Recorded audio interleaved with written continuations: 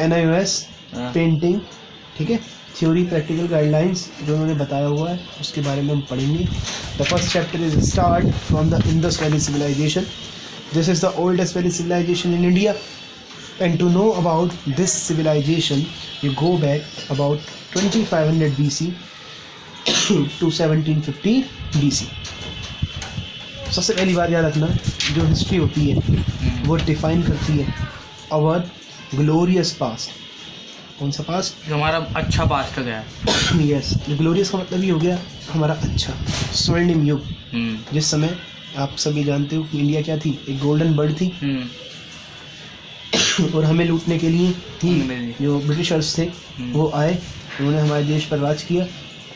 लेकिन हम आपको ये हिस्ट्री नहीं बता रहे ब्रिटिशर्स वाली, हम आपको हिस्ट्री से भी बहुत पुराना पार्ट, जिसको इस आप हिस्ट्री की बात मतलब जब the history is divided into 3 parts. First is the ancient India, जो पहला पार्ट है कौन सा है? Ancient India. और जो सेकंड पार्ट है वो है मिडिवल, हाँ बेटा मुगल तो था, मिडिवल पीरियड। और जो थर्ड है वो है modern period. And the modern period is divided into 2 part, एक होता है प्री और एक होता है पोस्ट। ये मतलब ये प्री मतलब बिफोर द 1947, 1857 से 1947 का जो हिस्सा है वो प्री में आता है, और 1947 से बाद का जो आज तक हमारा चलता आ रहा है। After the independence, India get a lot of success, but our success is not in the continuous way. We need a continuity in our success. हमें एक continuity चाहिए by which we maintain himself in this 21st century. आपको एक बात और मालूम होना चाहिए, एक वर्ड आता है BC, before the birth of Christ, AD the anno domino. मैं आपको ये बात बताना चाहता हूँ, ये जो BC है ये क्या बताना चाह रहा है? आज चल रहा है, बिल्कुल से आज चल रहा है बेटा 2018। एक समय ऐसा भी होगा 0 रहा होगा, लेकिन क्या धरती केवल 2000 साल पुरानी है? नहीं, ये 2000 का तो हमारे पास रिटन रिसोर्सेज है, लेकिन जो हमारी धरती है नमस्ते वो बहुत पुरानी है। यदि हम धरती की बात करें तो ये इतनी पुरानी है, near about 4.5 billions years ago, 4.5 billions year ago, yes 400 crore. और जो इवोल्यूशन ऑफ मैन का आया है, evolution of man is near about 2 million years ago, 2 crore 20 lakh साल पहले। 20 लाख साल, 1 मिलियन में 10 लाख होते हैं। तो अभी यदि बात की जाए तो 20 लाख साल पुरानी हमारी धरती मानी गई है। फर्स्टली आप सभी को कल से एक पेंसिल कैरी करनी है, क्योंकि जब पेंसिल होता है हमें बुक्स पे उसी से लिखना चाहिए। ये हमारा एक अच्छा तरीका होता है बेटा, और जो तरीका है हमें उसे फॉलो करना चाहिए। वैसे ये कोचिंग की बुक है, इस बारे हम इस पर पेन से लिख रहे हैं जिससे ये मिटे ना। तो यहाँ पे हमने बात करी the art of the Indus valley civilisation. आपको आंसर किस तरीके से लिखना है, you should to be know that in the writing way is a very easy and give the answer in a very clearly form. If we talk about the Indus Valley Civilization, it is the oldest civilization in India. It is found in India, Pakistan and the major part of Afghanistan also. In Pakistan, the name of this civilization is Mohenjo-daro. You also see the movie of the Mohenjo-daro. And in India, it's known as Harappa. Very good. आप सभी को जिस तरीके से आप पढ़ के answer दे रहे हो, ऐसे हमें आंसर देने चाहिए, जितना हो सके आपको इसे पढ़ना चाहिए। और एक और मैं आपको बात करना चाहता हूँ, सिंध पाकिस्तान में नहीं बेटा, पाकिस्तान में एक पोर्शन है, हाँ, जो अफगानिस्तान के बॉर्डर पर भी लगता है, जो है सिंध नदी, जो है सिंध वैली। एक्चुअली में इंदस एक रिवर का नाम है जिसका नाम है सिंधु नदी। जिस तरीके से हमारे यहाँ पर पहले आज भी पूजा होती है गंगा की, यमुना, नर्मदा, ये सारी नदियाँ बहुत ज़्यादा मिरेकल से भरी हुई हैं। इनके अंदर अलग ही खासियत है। इस बच्चे ने कोई बोला Krishna river. These all are the miracle rivers, because Bharat की उत्पत्ति इन नदियों से ही मानी गई है। और जहाँ नदियाँ होती हैं वहीं पर क्या होती है, सिविलाइजेशन होती है। Because the human being always require fresh air, fresh water and food. Clear? तो यही बात आती है the art of the Indus valley civilisation. Now we are understand some topics in which we clearly identify the following topics. First is the Harappa civilization. Second is the which was mentioned in this lesson. Name the artwork, or mostly questions are asked in the artwork. Describe the site of finding the size, style, color and place of the collection of the enlisted art object. वहाँ पे कौन कौन से collections थे, उन सब collection के बारे में हम पढ़ेंगे.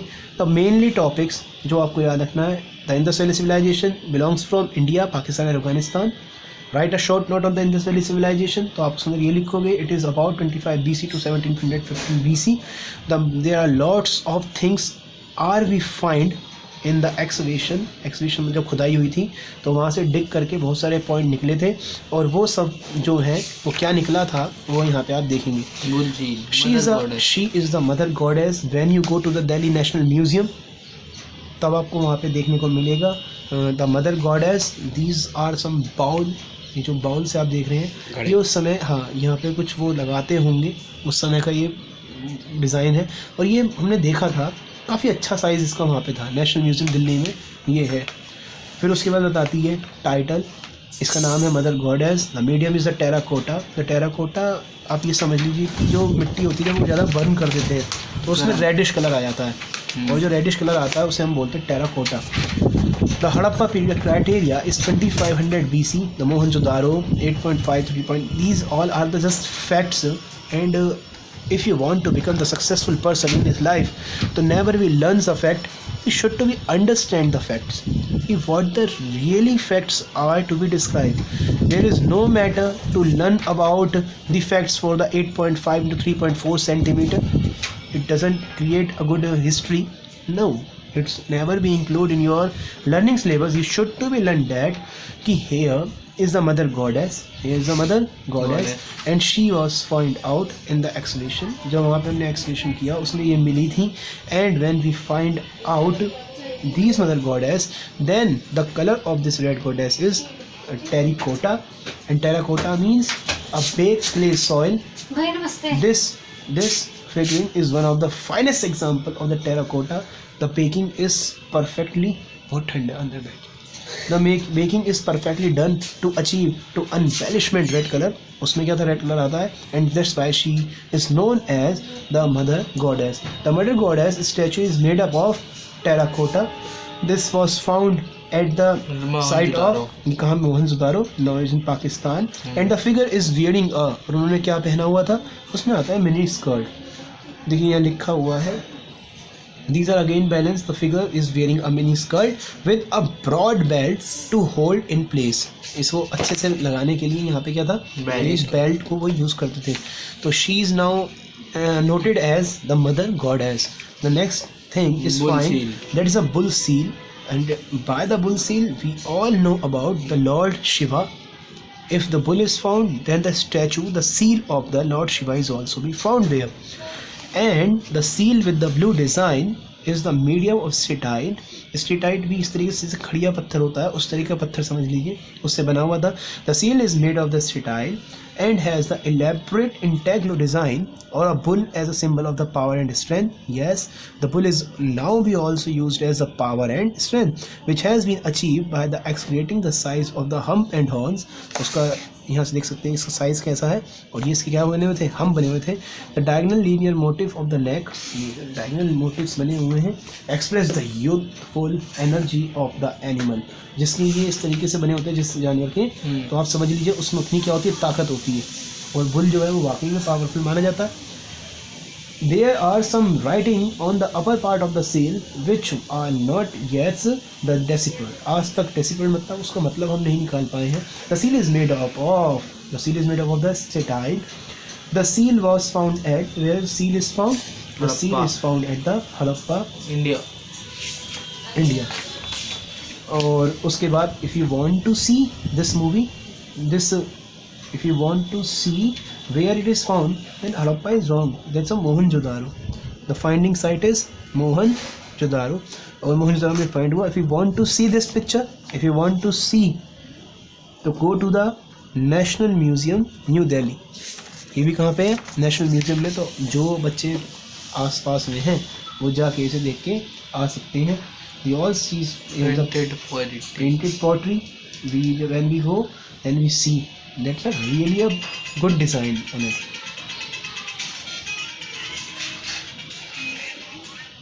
Then the new topic, the painted pottery. The painted pottery is storage jar. Same as the finding site is the Mohenjo-daro. The artist is unknown and the collection is found at the National Museum, New Delhi. This jar is made up of potter wheel with clay. देखिए potter wheel है और clay से बना हुआ है ये भी. The shape of the manipulated by the pressure of the craft fingers. ये fingers craft किया हुआ है इसके ऊपर. And the motify are of the vectors and the geometrical forms. और ये जो फॉर्म है देख रहे हैं कितनी बढ़िया फॉर्म बनाई हुई है. These are the geometrical form. They all are very good person in the craft. हम ये कह सकते हैं they all are very good in the craft things. Same as उसने बताया कि the jar is made, जो jar था वो किस चीज़ का बना हुआ था, तो हमने अभी पढ़ा on the potter's wheel. ये potter wheels के साथ बना था. potter wheel पहिए पर उसे घुमा के अच्छे से उन्होंने बनाया था. Fingers of the potter. The date of this jar is, इस जार की डेट देखी जाए तो इसकी जो डेट है वो the price of the 2500 BC. The storage jar 21 3/4. Next is the jade necklace. Jade इस पत्थर को बोलते थे, हरे रंग का पत्थर होता है. ये jade उस समय गोल्ड वगैरह लोग नहीं पहनते थे. वैसे गोल्ड का भी उस समय बहुत क्रेज होता था. वही गोल्ड से ज़्यादा महंगे होते हैं. लेकिन ये जो गोल्ड से ज़्यादा ही महंगे होते होंगे, ये ज़्यादा मिले वहाँ पे. तो ये लॉट्स ऑफ गोल्ड, सिल्वर और जेड नेकलेस, हाँ सारे गोल्ड भी मिले. Earrings, pendants, belts and the bangles were found. The jade necklace is an excellent example of the craftsmanship and the designing. This is made of 30 round beads and 6 oval beads. हमें real में हम सब चीज़ देख के आए. तो उस समय सबने जो नेक्स्ट पहले का बैच था वो सब किया था हमारे साथ, वो देख के आया था. When you see the National Museum, then you see the lots of variety of the Indus Valley civilization, Greek cultures. You know about the Vedas, Vedic period. You know about the Gupta's period. The Gupta age is the golden age of India. You know about the Mauryans, Kushan. Lots of king and lots of the things you can see there. And these all are the best example of the creativity and the glorious past of India. And the main motive to learning the painting as in the subject is painting want to describe what the beautiful artist of the previous world is really different. Our ancestors are very good. इसी में एक कहानी आती है कि ये भी एक नोटिस है वहाँ पे मैंने पढ़ा. वहाँ बुद्ध के ऊपर बताया हुआ है. और बुद्धा के उस समय जो एलिफेंट होते थे, एलिफेंट के टीथ जो होते हैं, एलिफेंट के टीथ पर एक बहुत बड़ा टीथ है इस तरीके से, उसके ऊपर भगवान बुद्ध के बारे में उन्होंने सारे जीवन चक्र बनाए हुए थे. जब आप वहाँ जाके देखोगे the life age of the Gautam Buddha, then you see that finest example, that is a finest example of the artist कि how they can make out this beautiful thing which is impossible in the 21st century. जबकि 21st century में हर चीज़ possible होनी चाहिए, लेकिन इतना अच्छा काम उस समय बहुत ज़्यादा क्या है आज की डेट में बहुत मुश्किल है. उसी में एक बात आती है भगवान बुद्ध की. भगवान बुद्ध ने पूछा, एक मनुष्य था आप जैसे हम सब क्या चाहते हैं? We want happiness in life, we all are want happiness in life. और उन्होंने बुद्ध से पूछा, I want happiness sir. O master बोलते जो हमारे गुरु होते हैं, ऐसे बौद्ध के पपिल्स में सबने पूछा, sir we use we word, they use I want happiness. And sir how can I get the happiness? Then the Buddha says is very pleasant way. Firstly, you use the word I. I gives the birth of ego. Firstly, you need to kill the ego. Then the second word, use, want. Here the want is used, that is known as a desire. If you desire for the things, then you destroy your life. Because जब तुम किसी चीज़ को पाना चाहते हो ना, उस चीज़ के लिए तुम उसे नष्ट कर देते हो. उस चीज़ को क्या कर देते हो? उस चीज़ को ख़त्म कर देते हो. पाने की इच्छा उस चीज़ को ख़त्म कर देती है. तुम इन दो शब्दों को ख़त्म कर दो. When you remove the two words in this line, I want happiness, when you remove I want, then the happiness is leave, the happiness ही बचेगा, then your life is satisfied. तो आपको क्या मिल जाएगा? अब आपको happiness मिल जाएगा. These beautiful lines can express the message of the Lord Buddha which you see in the National Museum. Ego खत्म करना. And the second thing is desire. हर समय इच्छा नहीं करनी चाहिए. Sometime अभी आता हूँ. एक ने पूछा, बुद्धा से पूछा, सर इस बात को मेरी गलत मत समझना. ये गौतम बुद्धा से एक ने पूछा, sir what is the difference between the I like you, I like you and I love you. What is the difference between the I like you and I love you? There is some difference between I like you and I love you. Then the Buddha give the answer in the very pleasant way. आप उस answer को नहीं दे सकते because you have no the supreme knowledge, no the divine knowledge. You just come here to take the tuition class, pay for that and learn about the words in by which you can get the passing marks. That's why you go to the NIOS board. आज NIOS board को ये बनाता है कि भैया जो पास ना हो वो यहाँ चला जाए, लेकिन NIOS बोर्ड इसलिए नहीं बनाया हुआ. NIOS बोर्ड इस मारे बनाया हुआ है जिससे कि जो बच्चे अपनी पढ़ाई नहीं उठा सकते या जो बच्चे अपनी पढ़ाई में असमर्थ हैं उस बच्चों को पढ़ाई का इसका लाभ मिल सके, इसके लिए ये पढ़ाई बनाई हुई है. लेकिन हमारे शहरों में इस पढ़ाई का मीडियम क्या है कि जो बच्चा फेल हो गया हो वो जाए NIOS हो गया वहाँ जाके पढ़ ले. लेकिन गौतम बुद्ध ने ये बताया I like you and I love you दोनों में क्या फ़र्क है. When you see the beautiful flower,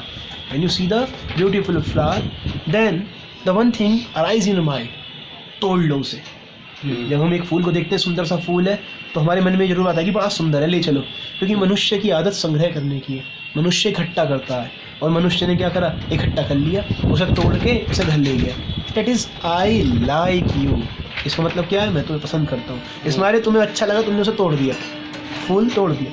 लेकिन when you really loves the flower, then you watering it.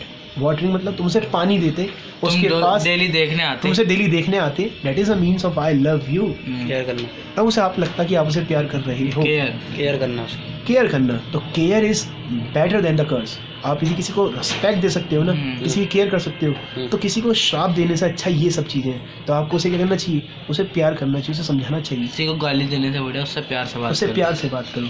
तो आपको ये लेसन में हम ये सिखाना चाहते थे. And there are near about 8 or 10 lessons ना.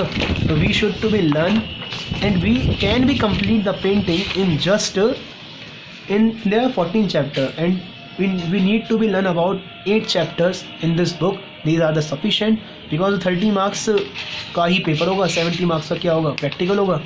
देन इजीली हम इस बुक को केवल एक वीक में ख़त्म कर सकते हैं. प्रैक्टिकल में होगा. जब आप प्रैक्टिकल में जाएंगे तो वहाँ पे आपको एक छोटा सा पेपर मिलेगा. उस पेपर में आपको कुछ करना होगा, जो क्वेश्चंस होंगे वो सॉल्व करके देने होंगे और सिंपली कुछ 1-2 क्वेश्चन आपसे थ्योरेटिकल पूछ सकता है, उसके आंसर लिख के पेंटिंग बना के वहाँ आपको डिपॉजिट करना होगा. If they demand money they never we pay the money for anything. मैं सही है.